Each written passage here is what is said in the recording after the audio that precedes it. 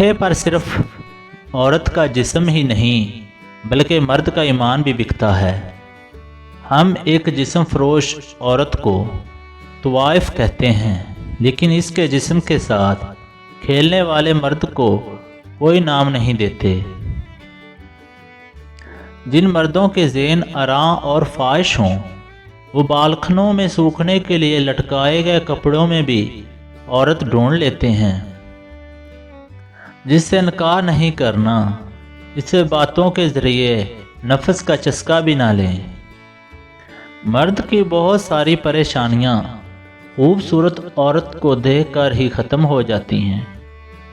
اگر عورت آپ کے گالوں کو چوم لیتی ہے تو وہ آپ کی دوست ہے، اگر آپ اس کے ہونٹوں کو چومتے ہیں تو آپ اس کے عاشق ہیں، اگر آپ اس کے دل کو چومتے ہیں تو وہ آپ کی روح کی ساتھی ہے۔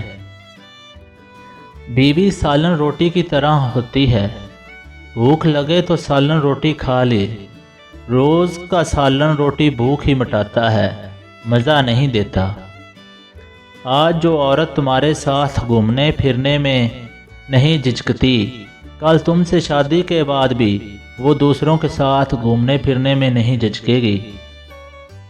عورت کے جسم میں پلنے والا مرد عورت کے جسم کے ساتھ ہی کھیل کر کہتا ہے، یہ عورت ہے ہی خراب۔ مرد کو ساری دنیا کی بادشاہت ہی مل جائے، لیکن اگر اس کی زندگی میں عورت نہ ہو تو وہ بھکاریوں سے بھی بدتر ہے۔